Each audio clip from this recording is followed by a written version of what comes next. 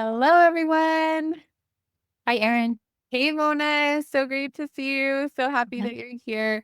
So, welcome, everybody. Today, I have Mona Tippets. She is a registered nurse and a health coach that specializes in helping people with burnout manage their mind and their nervous system. And I'm so excited to have Mona. She's one of my great friends. And so she gave this presentation to a group of us recently, and I just thought that it was so good. I had to share it. So I hope that you guys enjoy this, that you learn from it. Learning to manage our mind and our nervous system is such an important part of lifestyle transformation with the sugar and flour free lifestyle. For sure. And when we're transforming our lives by changing the way that we eat, it sometimes can bring up a lot of stuff. I know for me, at least, Mona, I have struggled with emotional eating at times. And so it's really helpful to have tools like this that can help us to have these tools in our tool belt so that we don't turn to food in those times Yeah. where we're in that fight or flight mode. Yes, for sure. For sure. Yeah. I'm so happy to be here. I'm so happy to Yeah. be here and share this with you. Yeah, Yeah. we're going to talk about fight or flight and rest and digest and the difference between them and how to control our emotions and not turn to food. Yeah, because it's such a huge part, I think, of creating long-term sustainable change with your food and your weight, because a lot of times we turn to food for Yeah. reasons when we're not physically hungry. Like, I like to think of that there's times when we have physical hunger, then sometimes there's like this emotional hunger, Yes. that we struggle with. I Yes. know that this will be really helpful for Yeah. all of the members of the group. Yeah. Awesome. Yeah. I'm So excited to share. awesome. Okay, if you want to go ahead and share your screen. So Mona Okay. created a presentation for us, you guys, that to help us to understand these principles of managing your nervous system. Yes. Yeah, so tell us a little bit about that. Okay. Like Erin said, I am Mona Tippets. I'm a registered nurse and a certified health and life coach. I found life coaching a few years ago when it seemed like nothing I could do was helping me manage my thoughts. And I truly believe that there's counseling and therapy that have a place, and they just were not the place for me and didn't offer me the tools that I needed to become a better person. And so I went to life coach school and I learned a lot of stuff about managing your mind and changing your thoughts and how your thoughts change your behaviors. And once I learned about that, it for a while brought more like guilt and shame of how I wasn't changing my thoughts or my behaviors were not reflecting all the thoughts I was practicing. And I learned about the nervous system. And that's actually what we're going to talk about is how your nervous system plays into your thoughts and retraining your habits. And I'm just going to go ahead and get started. This presentation is what I've learned about the nervous system through the Arizona Trauma Institute. I am being mentored by Dr. Eric Gentry. And this goes perfectly with thoughts. And I also have an emotional eating course that I've tied some slides into. So often we're told that when we change our thoughts, we can change our behaviors and our results in our lives. And that's definitely true up to a certain point. We can think successful thoughts. We can change the way that we do think, but sometimes we might enter a room or a situation and we feel triggered and we cannot think straight. We get flustered, our blood pressure goes up. We were, for me, it was parenting. That's kind of what brought me to life coaching. I wanted to be a better parent and I was working on controlling my thoughts with yelling at my kids. Yet instantly I would walk into a room and I would turn into the mom that I didn't want to be. I'm like, how is this behavior still coming? I'm practicing my thoughts. I'm doing all these things and I can't even think straight and I get flustered and I just go into a pattern. And sometimes with life coaching, they say, okay, how are you feeling in that time? And sometimes I'm like, I don't even know how I was feeling. I just reacted in a way that I didn't want to, in the exact way that I've been training my brain to change my thoughts. And that's where the nervous system comes in. The nervous system and brain are definitely together, and the brain is the captain of our nervous system. But often, our body and our nervous system is carrying out a pattern and a story that has been stored in our bodies for years. Our nervous system and our blueprint for our brain is formed between the age of 0 and 7 years old, which I think is fascinating. And the blueprint, what that means is we learn how to respond to people, how to communicate, how to clean our room, how to feel when somebody looks at us, things that we've never thought about. Dr. Gentry talks a lot about middle school and how that trains our brain. What does an eyebrow look like? What does the side eye look like when someone, looks at you like that? What is your nervous system telling you about yourself that is stored there and that comes up? So a lot of times this is not in our control. And these stories have been stored for years from when we were itty bitty and reinforced as a teenager. And as we grow and develop and our brain develops, we can then learn, is this story and pattern helping me or is it not helping me?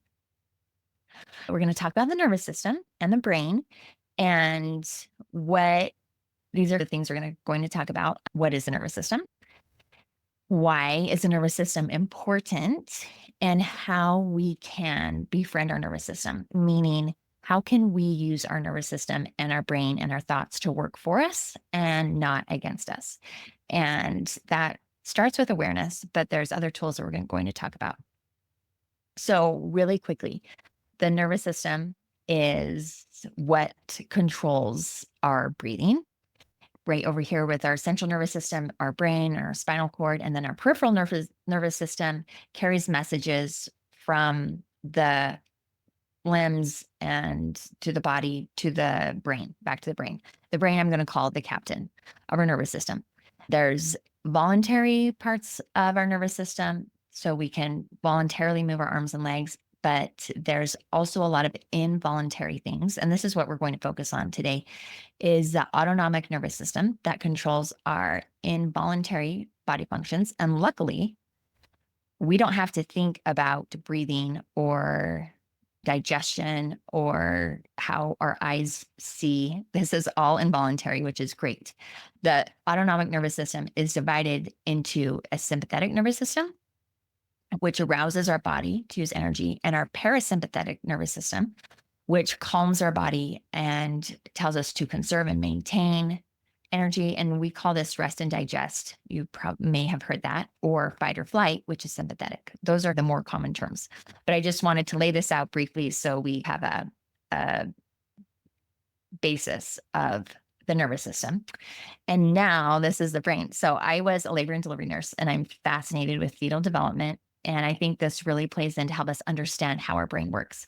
So when your brain develops in utero, it's almost like an ice cream cone. So it starts from the bottom, really small, and then it just grows up and out. So our brain stem really controls our temperature, our respirations, and our heart rate. And then as the brain grows and goes up and out, the diencephalon, which we're not going to talk much about, but it controls arousal, our movement, sleep, and appetite. And then our limbic system of our brain is our emotions, which often will hijack us and keep us from going into our cortex or prefrontal cortex, which is the last part of the brain to develop. It's fully developed in our mid 20s. Males are later than females. For females, it's about 22 to 25. Males, a little bit later, up to 28 years old. But our prefrontal cortex is actually where we can think logically. It has our creativity. It has time. Time only exists in our prefrontal cortex. It's where we have our personal values, core values, our language, and hope. And this, we're going to come back to this, but this is just a model of the brain and the different parts and what they do. Okay, so the autonomic nervous system, like I said, it's the parasympathetic nervous system and the sympathetic nervous system, fight or flight, and rest and digest. So over here, we have the vagus nerve that innervates our whole body. And I'll actually show you a picture of a vagus nerve because I like fallen in love with the vagus nerve. And it's just so fascinating to me. But what the vagus nerve does is it helps us stay in parasympathetic nervous system area, or it can help us by giving us extra energy if we need to fight or run away. It dilates our pupils. We don't need to digest over here. It inhibits our saliva. Our heart rate goes faster. We breathe fast and shallow.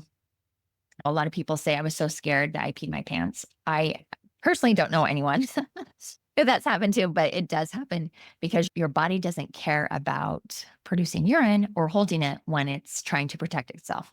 And our bodies and our brain and our nervous system main job is actually protection, self-preservation and protection. So our parasympathetic nervous system just slows down our heart rate. It is like a brake. If you were talking about a car, the sympathetic nervous system would be the accelerator and the parasympathetic is the brake. Okay. So the mind and body, the connection between the two is huge when we want to talk about success and changing our patterns of living and making lifelong changes. When we can remember that our mind and body are working together and they're in cahoots. And sometimes when we just try to change the mind without changing our body and our nervous system, it doesn't always work.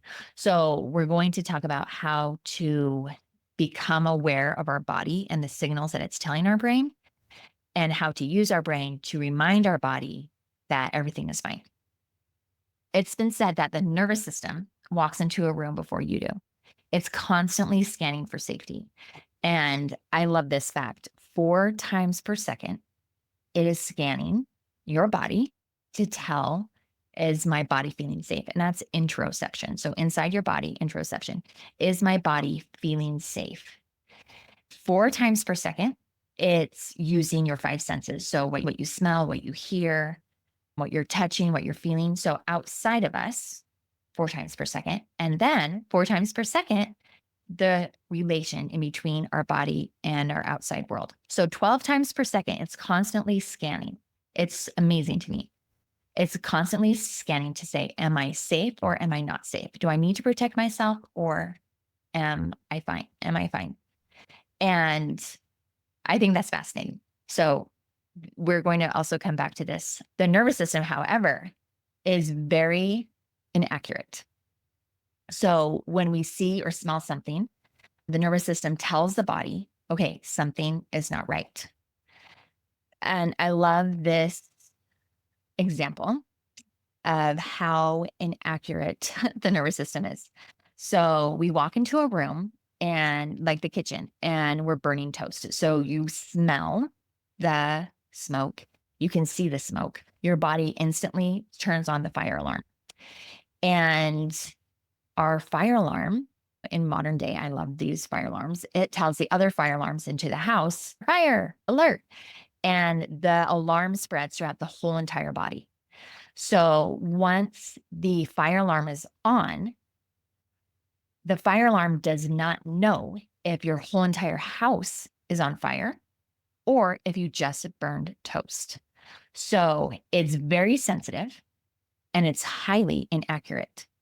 And what we're going to talk about is how once the alarm has sounded, how we can turn down the dimmer switch and tell ourselves, okay, that's not an emergency. And luckily, we have a prefrontal cortex. We're the only mammals that do that, sets us apart from animals. But we can see things, for example, like a snake. We could see a snake. I went mountain biking yesterday. There was a snake over the trail. One woman screamed her head off, and the other one she ran over it with her mountain bike. But her nervous system saw a snake and said, oh, this is just a snake. That's not dangerous. Where the other woman she admits that her biggest fear is snakes. So same fire alarm went off, but one person used their prefrontal cortex to say, this is just a snake. I am not in danger. And the other woman did not tell her fire alarm that she was not in danger and just had a freak out. So that's one example of how our nervous system is trying to protect us, even when we may not need protection. It's very important to know, and this is the first core element that I wanted to talk about, that this is human biology. Every human being has this. Thank goodness, because it does come in handy. And this is all happening on an unconscious level. Nothing wrong with it. It just happens, and your body's trying to protect you. And this is how our stimulus comes into our brain, which I love this too. This is from Dr. Bruce Perry. And so, what happens is when your nervous system is paying attention to your body and in the world, with neuroception is outside of us, interoception is how our body feels. So, we have input from our body and it goes to our brainstem and then produces an emotion and then reasoning. Our five senses, which is why I have a 13-year-old daughter and very traumatic. And she tells me all the time, Mom, she gave me the side eye. And I'm like, okay, a side eye, there's nothing dangerous about that. But for her, that's puts her in protective mode and that's totally offensive. So what happens is it goes to our brainstem up and we often feel and act before we even think. When our nervous system is on high alert, our prefrontal cortex and our reasoning turns off. That's very important to know. It turns off, and we actually physiologically cannot access that part of our brain unless we notice and turn it down. This is a vagus nerve. So Erin and I are both nurses, and we learned about this in nursing school, but did we really? We learned it enough for the test. And I love seeing this. So here's the vagus nerve. It innervates the brain right here. You can see in your jaw. So think of a tight jaw, tight throat. This is your lungs. These are like your diaphragm. And then all down here, these are all your intestines, your reproductive organs, your stomach, all of this. And I love seeing this because, like, oh, this totally makes sense. So 80% of communication of the vagus nerve is from here and goes to the brain. So 80%. And 20% of the innervation, it goes from the brain to the body. So this is how our nervous system pays attention to our body through our senses. So the side eye that my daughter sees with her eyes, she uses neuroception, that clenches this vagus nerve and gives her a tight tummy, and she feels like she needs to protect herself. And it just is totally fascinating to me. The vagus nerve is called the wanderer, but we're going to use this for us and not against us. So just know that 80% of this communication comes from this vagus nerve, from the body to the brain. And then we're going to use this 20% from our brain to tell our body that we're safe. And how do we do that? So when we walk into a room or any situation that you're triggered in, you can stop and ask yourself, am I safe right now? Am I safe? Chances are yes, because even if you saw a snake, even if you saw the side eye or somebody rolling their eyes, or sometimes we get around food, or I've coached clients, they're like, I just can't be in the same room with a chocolate bar. Well, you could if you think about it, but you have normal patterns of eating or doing things around chocolate that you feel like you can't. But there's nothing wrong with chocolate. It doesn't put you in danger. You don't need to protect yourself. You are totally fine being in the same room. So the first question is, am I safe? Are you not safe? When you don't feel safe, your body will alert you. And this is what we're going to talk about. So when you don't feel safe, because really, unless you have a gun to your head, you pretty much are always safe. That you can almost, and our amygdala wants to think about the future. So you're almost in danger. You almost got in a car accident. You almost fell off a cliff. You almost got electrocuted. There's so many almost, but really we're always safe until we aren't. And when we aren't safe, that's the time to freak out. But our body likes to protect ourselves. We'll go into hyper arousal, and this is sympathetic nervous system, and it's fight, flight, or freeze. Or we will go into hypoarousal, which is shutdown. And both of these systems are to protect us. And we're going to talk about that in this. I love this. This is the Yerkes-Dodson curve. And this is actually developed in 1908. Again, I may or may not have learned about this in nursing school. I don't know. But this has been life changing to me. And this has taught me how and why I respond the way that I do. So over here, we have on the y axis is performance. And on the x axis, this is stress, energy, or arousal.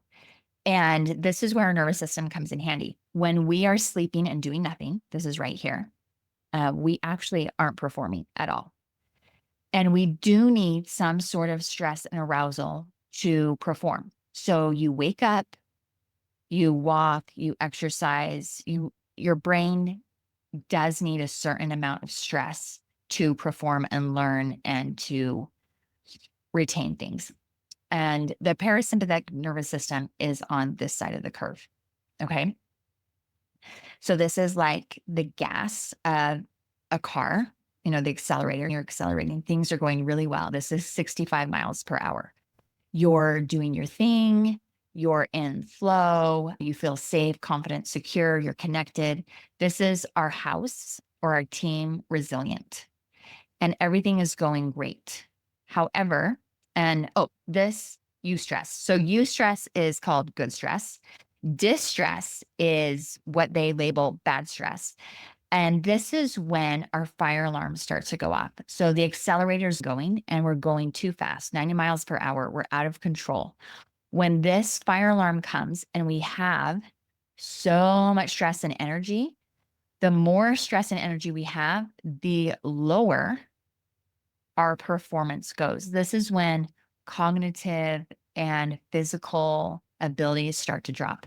The NCAA finals were a few months ago, and I was just fascinated watching it because the closer they got to ending the game, the more behind the behind team got because they were in fight or flight. They used to be able to make a 3-point shot, but when there's only 34 seconds left and they're behind by 5 points, they cannot make the shot.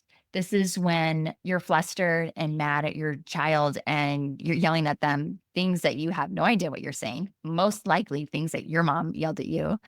Or when you're nervous in front of people, you just are talking and it's really not making sense. So our cognitive abilities go down, our proprioception goes down, we get more clumsy, we can't feel our body in space as much. So this is when our prefrontal cortex has turned off. Our sympathetic nervous system has turned on. And really, your nervous system is saying, I'm unsafe. I need to run. I need to protect myself. This is fascinating to me that humans' biggest predator of all time has been other humans, and we are very tribal. And so we like to be accepted, and we like to be a part of the tribe. And so a lot of times the things that we do to quote unquote protect ourselves are to be accepted and feel okay and be okay in other people's eyes. This can be down here. So these, we'll get to it. I'm getting ahead of myself. It's in another slide, but we'll talk about some types or how you feel when you're in these states. Freeze is when you're still full blown on the accelerator, but you start to put the brake on. So brake is on, freeze, accelerator is on, and you aren't moving. So it's a blend of fight or flight and shutdown. So you're not really moving, but you really want to be. You just don't know what to do. And then shutdown is when the parking brake is on. You're totally overwhelmed. You're shut down. You're just trying to conserve energy. People pleasing is in here. And depending on our blueprint of our brain and how it was modeled, a lot of us choose to live in fight or flight or shut down, and different people tend to go a different pathway. I've lived in fight or flight for a very long time. And so feeling safe, secure, and confident doesn't feel normal to me because this is my normal. So what we're doing is, and what I have been successful at retraining my nervous system to feel better. This is more at home. And we're going to talk about that. Okay. If you've heard about the polyvagal theory, I just wanted to put this on. This is ventral vagal, and this is dorsal vagal shutdown. and up here is the dorsal vagal side. So that's just polyvagal theory, which some people, I put this into the polyvagal ladder. I like the curve, but this is a ladder. So up here is where you feel the most safe, confident, connected. Fight or flight is when you're coming down the ladder and your sympathetic nervous system is turning on. And then shutdown, polyvagal shutdown or dorsal shutdown is when you're overwhelmed and completely, this is just very life preserving. And when your body's just doing the bare minimum to stay alive in different ways. Sometimes it's hard for me to picture why would I be trying to preserve life right now? But again, your nervous system and your brain's job is to protect you. Let's talk about hunger for a minute. I have an emotional eating course and we talked a lot about physical hunger versus emotional hunger. And Erin talked about that a little bit at the beginning. Food is a solution when hunger is the problem. However, when we are in fight or flight, our nervous system doesn't believe that and our brain doesn't believe that. We call this head hunger. And head hunger is when your body is telling you you are in fight or flight. And heart hunger is when your body is telling you that you're in shutdown. And so your body and your vagus nerve is having this reaction to what's going on around you. And you have certain emotions in head hunger and certain emotions in heart hunger that drive you to specific foods. And this is when you have a situation in your life that something is going on, that you have a lot of emotion and your vagus nerve is in protection mode and you turn to food. And these are just slides from my course. But head hunger is when you have a specific food or craving. It is usually crunchy, chewy, party foods, popcorn. This is me. So anytime I'd have an argument with my 15-year-old, I found myself in the pantry eating chocolate almonds. Okay, they're chewy, they're crunchy. I was very frustrated, lots of anger, overwhelmed, fear, and stress. This is when you're trying to push your feelings away. Okay, this is intense, instant feelings, very strong, very hyper aroused, upset, angry, and you're not coping with life, but you're using food that's crunchy or hard. Instead of dealing with a hard situation, you eat hard food. And that's how I remember it. It's head hunger. It's a lot in your head of like tight jaw, tight shoulders, just a lot of stress. And that food mirrors your emotion that you're not really processing. And that's anger, fear, frustration. Emotional eating means simple. This is head hunger. This is hyper arousal of the nervous system. Heart hunger is when you are in shutdown.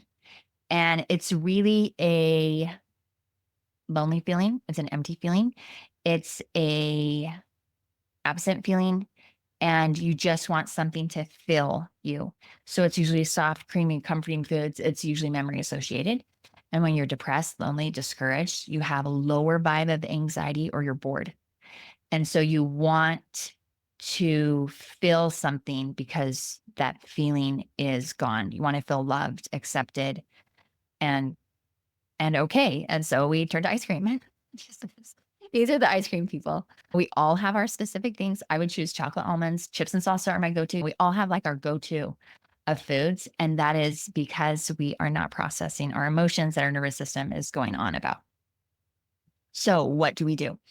The next element we want to talk about is that your brain assigns you to a team based on how your body's feeling. So you're either calm, curious, connected, and home resilient, or you're hyper aroused or you're hypo aroused. And this is the next element which I said just barely, is that your brain uses cues from your vagus nerve and how your body is feeling to assign you to a team. So when you feel calm, okay, there's not a fight going on with your teenager, you are in connection mode.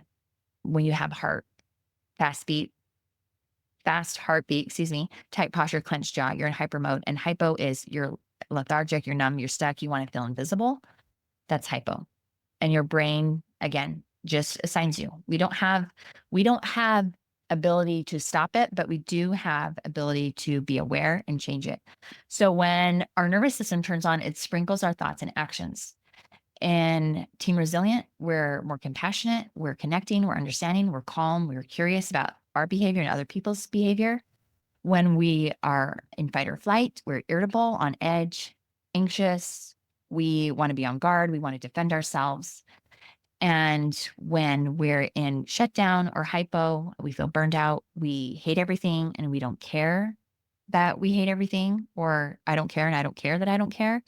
We feel helpless, hopeless. So these are just emotions and what category they fit into.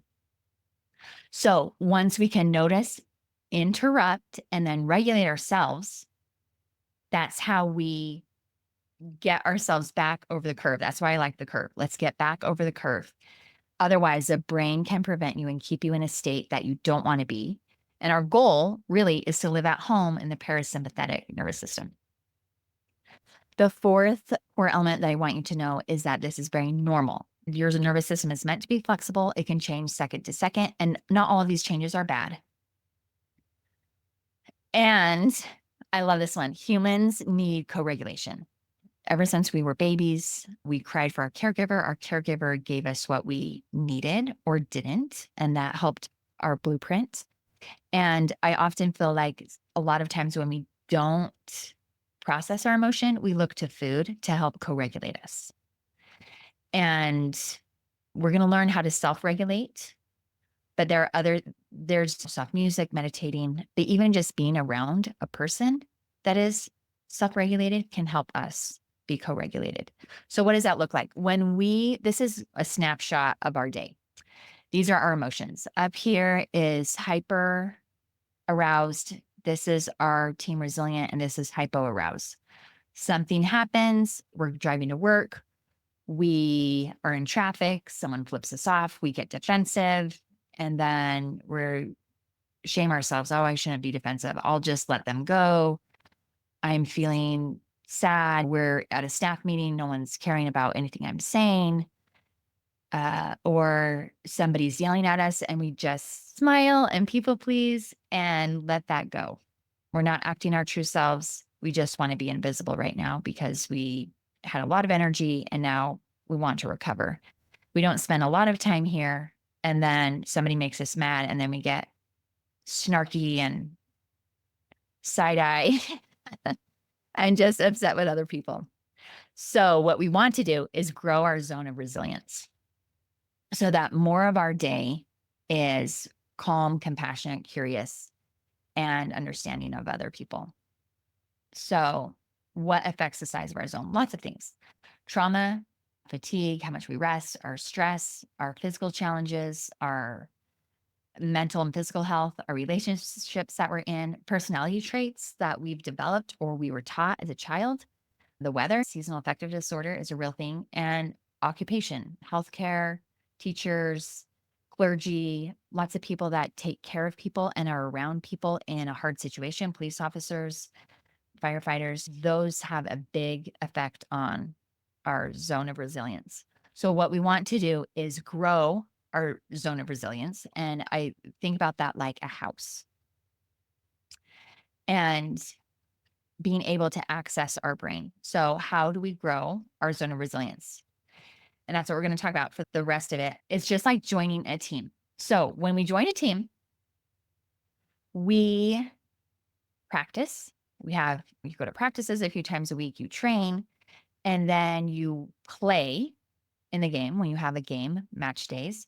And then after the game, usually the team comes together. Okay, what do we do? That was good. What do we need to work on? So it involves debriefing.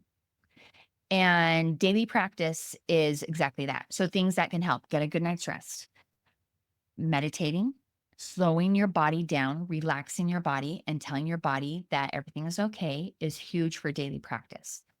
Being in a relaxed body tells our brain and that our body is safe and we can be confident in challenges that will tolerate them better. Debriefing is after you argued with your 15-year-old, what did I do that I regret? How did I breach my personal integrity? How did I want to show up and I didn't? When we can use the past as a learning tool to how we want to be in the future, did eating that chocolate really solve the problem? No, it didn't. It tasted good, but my 15-year-old is still mad at me and I'm still mad at him. So it was a temporary fix. So just how did I act and how do I want to react in the future? Okay, so game day. You when you are being yelled at, I'm going to just keep using my example of my 15-year-old. You can't just leave the room and meditate. So we're going to talk about in the here and now, in real reality, what can you do to remind your body that you're safe? Because really a 15-year-old yelling at me isn't dangerous. It just puts me on protection mode. So how to regulate in the moment is the first step is to ask the question, am I truly safe right now? The answer is yes. Yes, you are. Do I feel safe though? What are the cues to get into your body? What are the cues that my body is telling me that might indicate danger? And that's what self regulation is. Self regulation is when we have a relaxed body with using our brains. So, mindfulness is using your brain to go into your body to know that we are safe and relaxed. Distress cannot exist in a relaxed body, like it's impossible. So, we're going to learn about how to self regulate, meaning to relax our body and our mind is paying attention, that our body's relaxed, and we're going to use our mind to help maintain that. So, the steps to doing that is to stop what you're doing briefly, drop into your body, and feel. So, stop whatever you're doing and just take a pause. You can do this no matter where you are. Take a deep breath. Breathing is an anchor to bring you to the here and now. And when we can get breath to our amygdala and oxygen to it, it tells our sympathetic nervous system we're not in danger and reverses that sympathetic response and gets us back over the curb. When we can observe and notice what's happening on the inside of us, on the outside, and reminding us that we're safe, where's your mind gone? Is it spinning out of control into things that are illogical? And what are you feeling? What are you doing? You proceed or you not don't proceed. Just use the information gained during this exercise to help you know what to do next. However, whatever you do it mindfully. So these are clinically proven skills that work to self regulate in the moment. The first one is the easiest, and that is the wet noodle. So you scan your body from the top and work down and just relax everything. So when I'm getting yelled at by my 15-year-old, I can relax my jaw, start from, or what do my eyes look like? Relax my scalp, relax your face, relax the jaw, relax my shoulders. And you can do that just by looking at someone and relaxing your body relaxes your vagus nerve and communicates to your brain that you're safe. This just takes a couple minutes and you can restart once you go through your whole body, go back right back up to the top and you can do it over and over again. Dr. Gentry, my mentor, says to make a goal of relaxing your body physically 200 times a day. That might sound impossible until you start paying attention and doing it. And because you go through and you're like, oh, wait, now that my toes are relaxed, my jaw is tight again. So we're going to relax our jaw, relax our shoulders. And different people carry this energy in different places. A lot of people who have anxiety say it's in their stomach. So you physically relax your stomach area, relax your shoulders, and constantly do it. The next one, which I've also really loved, is peripheral vision. So when we can remind our eyes that we're not in tunnel vision and dialed in on where we need to run, because that's a fight or flight response. So you can be looking at somebody, but focusing on the area past them or outside of you. So how you can practice this is just get your fingers in front, move them out, and focus on your fingers while your eyes are straight ahead. And again, that's a reminder, a physical reminder that your body is safe. And you can practice that a few times. The next one is breathing. And this is breathing into the diaphragm. So most people, when they breathe, they take a deep breath and their chest lifts. This is diaphragmatic breathing where you have your stomach rise. So hand on your chest, hand on your belly.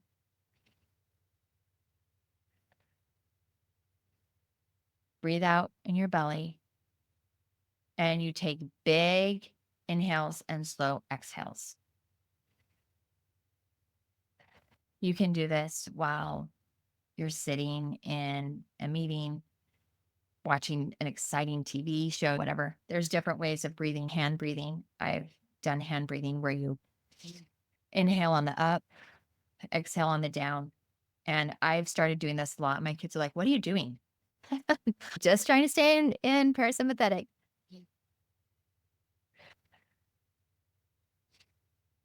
So there's box breathing, but just getting oxygen to your brain and your amygdala reminds your body that you're safe. This one is tricky, but it's very helpful. And this is your pelvic floor release. So if you put your hands on your hips in front of you, just right here on your hip bones, and then if you are sitting and you can feel your sit bones down here, and you mentally create a box. And for descriptive reasons, I say, okay, do a Kegel, and you can feel all of these muscles in here tightening. But to release them, it's like an exhale with those muscles. And when we exhale and release these muscles, it does take practice. This is especially helpful in reminding the vagus nerve that you're safe. Because remember that picture that we showed with all of the nerve innervation down here? When we can purposefully relax our pelvis, it relaxes all of those muscles and is very effective with the vagus nerve to feel safe. That's a fourth way.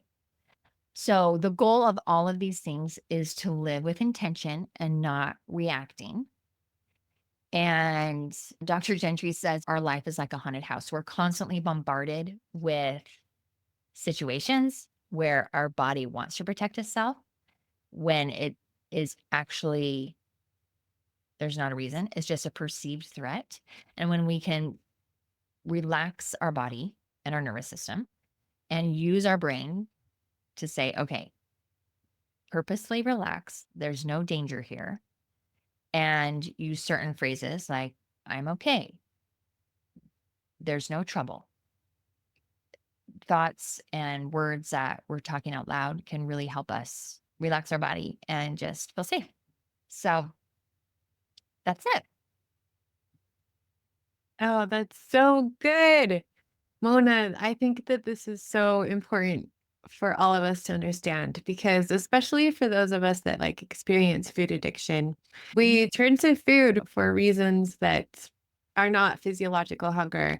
Like I Yeah. said, and so when we're in fight or flight, at least in my experience, I know that when I'm in fight or flight mode, it's like what you described, like you don't even think, it's just like an automatic Yeah. response to you, like you're feeling it, so that urgent feeling that Yeah. you turn to the food. So I love having these tools to learn how to manage that fight or flight feeling and just get back into the parasympathetic because it is for a lot of clients. I know I have clients that live really stressful lives and they have a really hard time losing weight when they're in fight or flight all of the time. When we're in more of a parasympathetic mode, like where we're relaxed and calm and confident, and where our body is able to release weight a lot easier than when we have cortisol like flowing through our Everywhere. body. Yeah. Yeah. Yes. Yeah, for sure. For sure. And like I said, this was like life changing for me. The Yerkes Dotson curve. Like, that makes so much sense. Because I always tell my husband, I feel like I live in fight or flight all the time. But there's no reason. Like, there's no reason. But I was raised in a home with fight or flight, and my parents were. It's just generational. It's just being aware. And that's just like you said, the awareness of okay, this is how I'm feeling. This isn't serving me. How can I get to feeling safe, secure, and connected without food numbing it, numbing me? Yeah, I was a nurse. Like the first year I worked night shifts and I gained 25 pounds to stay awake. You eat to stay awake. You eat because your job is stressful. There's always food. And yeah, and the Mm. stress and food was my go to for everything. So Yeah. it definitely it solved the problem until food was a problem. And now that I know that, sorry to keep coming back to the example of my 15-year-old, but me and Mm. chocolate.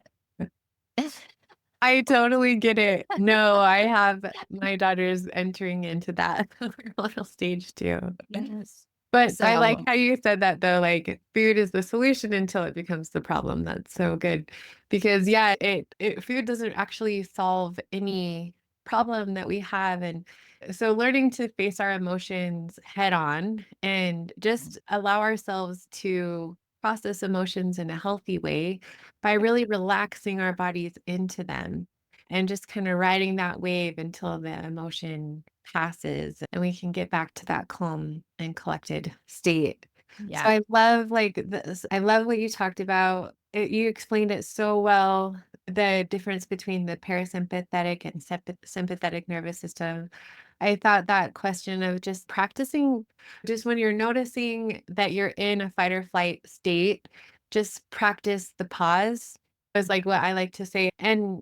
But I think it's really helpful how you said, ask yourself, like, am I safe? And Because we all have triggers. We all yeah, have triggers and we most likely aren't aware of it. But we can tell, okay, why am I feeling this way? Why do I have a sudden urge to mhm, do something or eat something? Like what happened? And we can look around. We can often it's the right. TV is on, or we heard something on the news, or just all this input that we're not paying attention to can really trigger us into feeling unsafe when we actually are. And just having, I like to think of it like compassionate curiosity. After Mhm. the fact, after you've experienced that, take that time for some self reflection. And I loved what you talked about there with the I'm sorry, I, like, wrote so many notes down, No, like, you're fine. I was, like, scribbling my notes, but how you talked about growing your zone of resilience, and one of the ways we can do that is that self-reflection and debriefing after the fact to learn, like, what our triggers are, and I find it really helpful to make a list of all of my triggers. Once I can identify a trigger, then it gives you leverage so that next time you're in that situation, you recognize that can be a triggering situation Uh-huh. for you. And so you can plan ahead, you can coach yourself, you can say, okay, Mhm. this is what I'm going to do when XYZ happens.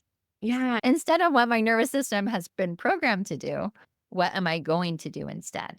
And it definitely takes time. And that's what I love about all of this work is it is progress yeah, and it's not a light switch, it's not an on and off, but I know and I have experience for myself and I know you have that slow and steady and little steps really change us to the person that we want to be. When we are compassionate with ourselves, when we do make mistakes and learn from them yes, absolutely. and say, okay, this happened. Why, how was I triggered? Why was I triggered? And the next time I can be a little bit more prepared or react a slightly better, 1% better way. And then with time, we can create those different pathways so that we're not always going to fight or flight. We can just automatically stay in that more controlled Yeah. place. Yeah. Yeah, so good. So the questions in the here and now asking, am I safe now? Do I feel safe? And then just getting that mind body connection. Yeah. I thought the stop, drop, and feel was really powerful. That another one that I've heard is BFF, breathe, feel your body, find your feet. Just it seems Yes. just Yes. getting into your body Uh-huh. in that moment. And Yeah. then In the here and now. Yeah. the Because our brain also likes to spiral. Oh, this might happen. This did happen. This, a million things. Yeah, I watched Inside Out too last night. A whole bunch of that. They bring anxiety in, and anxiety's running the show and asks for all these thoughts of what could possibly go wrong? What could we possibly avoid and do? And all the little mind people sent in all these millions of marbles. And I'm like, yes, that's what anxiety does. That's it. That's what our brain does, is it spirals out of control when in reality we're just standing here. Yes. There's nothing wrong. So yes, feeling your feet on the ground. I am fine right at this moment. And Yes. and just knowing that is huge. Oh, Love that. absolutely. Love that. That's so funny because that's how it feels though. It's like worry is not preventative though. It's not going to prevent Mhm. anything from happening. So you're just suffering twice, like Yes. when you if it does happen. But most of the time, like the things that we worry about don't actually happen. And Yeah. The brain's a good problem solver and tries to solve every possible problem that we don't have. yes, that's hilarious. Well, Mona, thank you so much Yeah, for you're taking welcome. the This has been time so to fun. this. It's really helpful to have these tools in your tool belt, like the wet noodle, right? Just relaxing our body, using the peripheral vision, the diaphragmatic breathing, and the pelvic floor release. Those are Yeah, such great tools for people to have when they're yeah, in yeah, I find people who experience food addiction like I do, or who struggle with their relationship with food, a lot of times we have these really strong urges and cravings because of different triggers. yeah. And so it's really helpful to have tools like that to turn to instead of turning to the food. So, yeah, way to go, Mona. You're the best. I Yeah, you're appreciate you welcome. sharing your wisdom with us. You're Um, welcome. Thanks for and having me. I appreciate yeah. it. Have a wonderful day. Thank you Thank so you. much, You everybody, too. for watching. Bye, everybody. Bye. Thanks for listening today. If you enjoyed this podcast, you're going to love my coaching program. If you're struggling with your sugar and flour free lifestyle and want to lose weight for the last time, I can help you. I guarantee that you achieve your goal body within a year, or I will coach you for free until you do. Just imagine living in your goal body and having peace with food. Your success is guaranteed. To learn more about how to get support, guidance, and accountability so you can find peace with food, achieve your goal body this year, and have more energy, visit www.healthyrealfood.com. While you're there, be sure to sign up for the upcoming free challenge to learn the success framework. And click the link to my schedule for a free 30-minute one-to-one coaching call so we can get you started on your success path. You have the power to create the life that you want. This is the year of you. I'm cheering you on. Now go win the day. You got this.